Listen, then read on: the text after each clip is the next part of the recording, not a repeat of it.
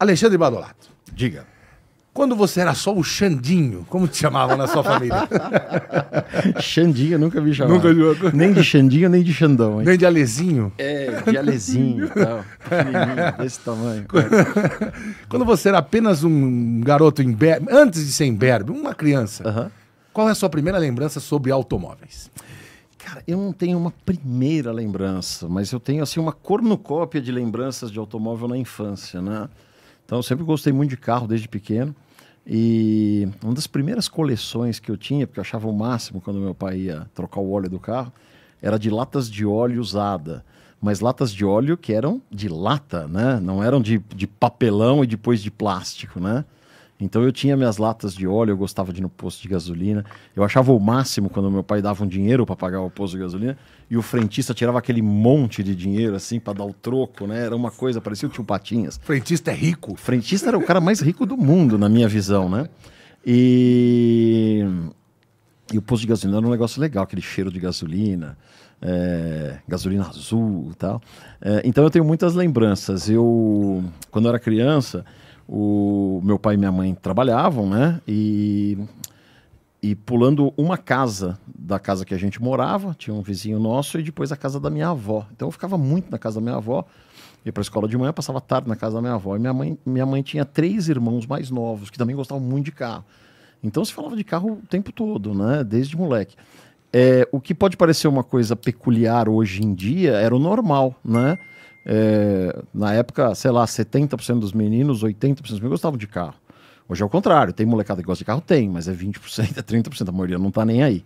Então eu era um menino normal, como todo mundo que gostava de carro. E você cresceu aonde? Eu cresci em São Caetano do Sul. Né? No Principado. Por isso que eu falei, eu nasci em São Paulo, mas meu avô tinha uma indústria em São Caetano. E quando meu pai casou com a minha mãe, ele arrumou uma casa para eles morarem do lado da casa deles.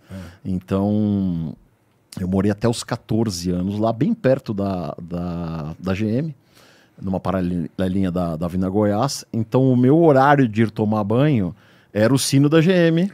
Quando batia lá 5 horas, 6 horas, sei lá que horas que eram, tocava o sino bem alto da GM, tinha que parar, tinha que tomar banho, não sei o que, fazer as coisas. Então, até isso a gente viveu no meio da indústria, né? E eu gostava de pegar na Avenida Goiás. Naquela época ficava mais carros na Avenida Goiás, o pátio era na Kennedy, mas você via bastante carro lá. E eu lembro de bem pequeno ainda, andando lá e contando no meio daquele mar de Opalas os poucos SS que tinham as faixas no capô, né? Eu sempre gostei desse negócio diferente, da coisa que saía um pouco do comum, desde pequeno. Mas eu gostava mesmo era de dojão, né? Quando passava um dojão na rua... Era demais, né? Aqueles faróis por trás da grade, né? E eu gostava de ler 4 rodas quando era criança, para ver os comparativos e tal. E as propagandas da Chrysler eram sempre as mais ousadas, né? Frequentemente politicamente incorretas.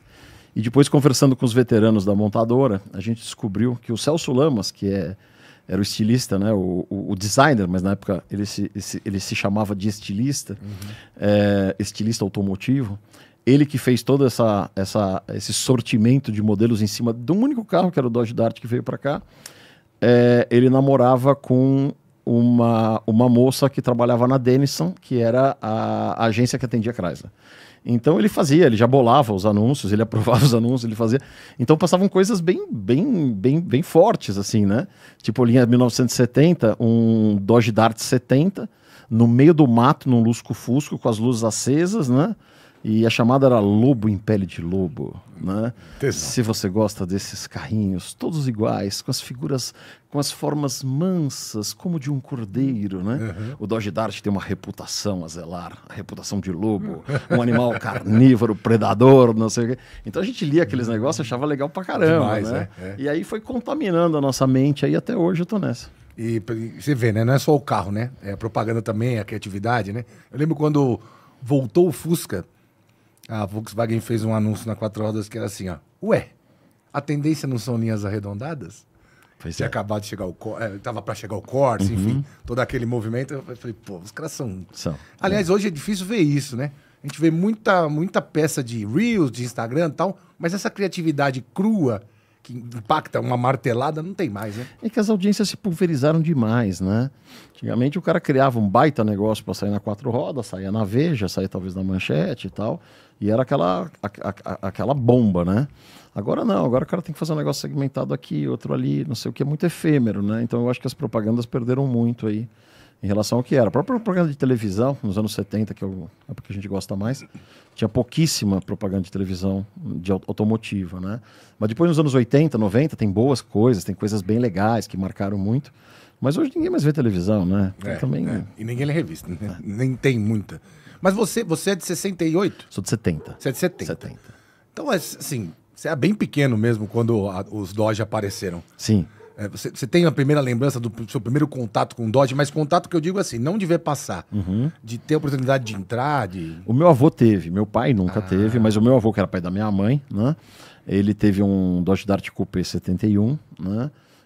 Comprado novo, depois ele teve um RT73 comprado já usadinho, e aí aquelas coisas pitorescas do Brasil, né?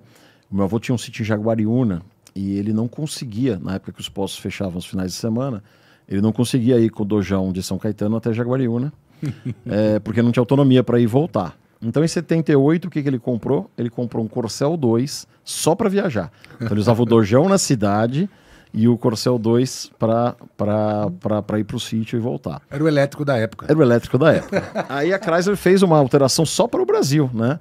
A Chrysler desenvolveu um assoalho novo para o porta-malas e colocou um tanque de 107 litros ao invés de 62, isso para a linha 79. Aí no final da linha 79, meu avô comprou um Dart 79, só que acho que ele se acostumou a andar com o carro pequenininho, aí ele inverteu de novo, aí ele começou a usar um Corcel 2 durante a semana e viajava com o Dojão, né? Pô, então, mas você vê como era maluco isso, né? Mesmo com a crise do petróleo e tal, 73 e 79, né? A Brasil ainda teve um carro que aumentaram o tanque. Sim. Que falou assim, não, tudo bem, a crise do petróleo, tá beleza. O cara vai pôr 107 litros aí. Eu acho que o que mostra muito isso é a sobrevivência dos Dodgeões por época, né? Você pega um Dodge Dart 1970, foram 10.200 carros produzidos. Hoje a gente não conhece 200 sobreviventes, ou seja, 2%. 98 virou prego, virou geladeira, lata de atum, sei lá o que. Aquelas picape que pegam papelão. Isso foi um estágio intermediário. Ele vira picape e depois vira prego, né? Se você pega os últimos Magnum, o índice de sobrevivência é de 30%, 40%. Por que é tão mais? Porque o cara que comprou esse carro em 79, ele já sabia que o carro gastava, que era isso, que era aquilo. Então ninguém foi pego de surpresa. Já os primeiros não. Os primeiros depois da primeira crise do petróleo, e principalmente depois da segunda, o pessoal foi abandonando os carros. A gente viu os carros largados na rua. Eu vi esse ciclo, né? Eu vi o ciclo de... Eu lembro dos Dodgeões sendo uma coisa super aspiracional, um carro que as pessoas desejavam, e vi um momento seguinte que a gente via a molecada em 6 juntando dinheiro, comprando para sair de noite como se não houvesse amanhã, destruir o carro, largava em qualquer lugar, né? Anos 80 isso. Anos já, 80, né? Isso, anos 80 foi a época terrível, né? E ainda começo dos anos 90 ainda a gente ouvia essas histórias. Aí a partir da segunda metade dos anos 90, e principalmente depois da virada do milênio, esses carros começaram a ter cada vez mais um interesse de coleção, e aí acabou dando no que deu. Isso, né? mais pela raridade, né? Pela raridade e pela nostalgia, né? O cara gostava, o Dojão, não sei o quê. Eu acho engraçado porque a tecnologia, ela não é linear, o crescimento dela. Então você tem épocas que não acontece nada. Os anos 80, a década perdida em vários sentidos, né? Inclusive, uma Malaysia Era, né? A era que os muscle cars americanos tinham 140 cavalos, motores super estrangulados. Eu te falei que eu andei num Charger, parecia um Cadete, 2.2 com compressor. Um Shell, isso aí. Puta, Mas tinha coisas piores, triste. Porque isso aí já é um pouquinho para frente. O cara tá procurando alternativas para fazer alguma coisa mais ou menos legal. Um passo antes disso são os V8s tão amarrados, né? Que dão 140, 150 cavalos. Tem uma Motor Trend do final dos anos 70 que fala do Mustang de 140 cavalos. Ele falou assim: why bother to have a V8, né? Porque se incomodar de ter um V8 para 140 cavalos.